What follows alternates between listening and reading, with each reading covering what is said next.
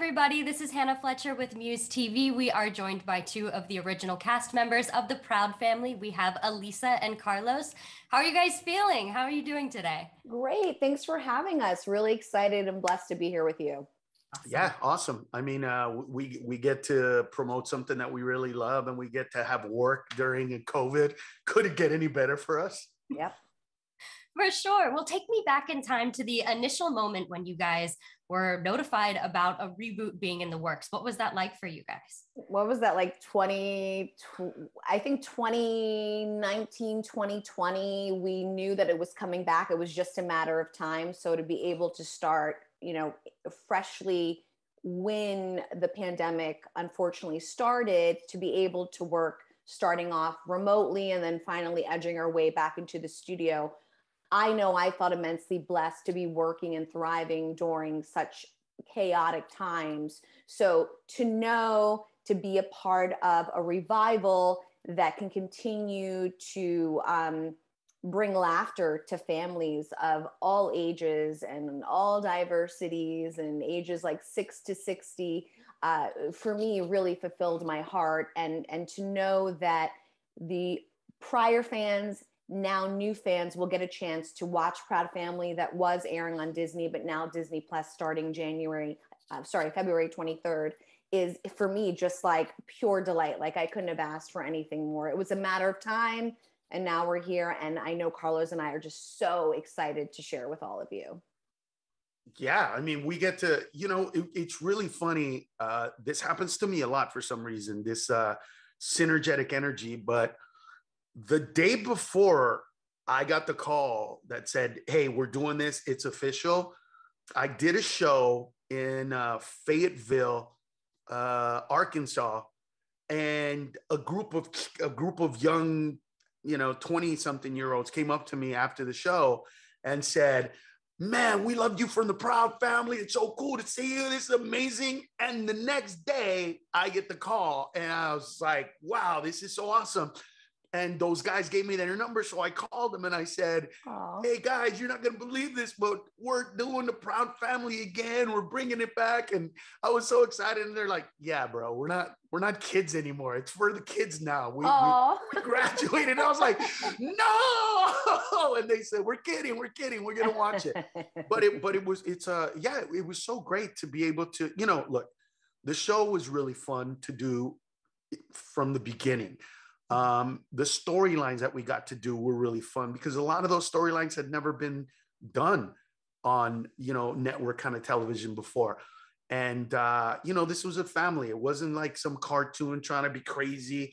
It was just a regular family and a regular family with big characters. It wasn't trying to be anything. It wasn't trying to make a point. It was just telling stories that occurred and how these people viewed those stories. And now these characters get to relive those moments in the new world. It's incredible. Yes. Beautiful response. I have to say, I grew up watching the Proud Family. So when I found out that there was going to be a revival, I was stoked, to say the very least. And I'm curious to ask you guys, from an actor's perspective, what's it like after having not worked on these characters in well over a decade? What is it like to be able to go back and kind of pick up where you left off? Are you able to pick up where you left off? Are you trying to incorporate nuances? I mean, for me, I feel like LaCienega is literally a part of my soul. The minute I walked in to casting forever ago, because my joke is I'm immortal, I feel like I have always been LaCienega. And I remember even going into the audition, I think, they had one perspective of how she could be. And I'm, Latina from Nueva York. I'm part Dominican. And so, I definitely wanted to add my sassiness, but I'm also very Americanized, I'm Irish and Italian as well. So I remember, elaborating to them, just because yo soy Latina doesn't mean I necessarily have to be put in a box and have to speak like this or act like this.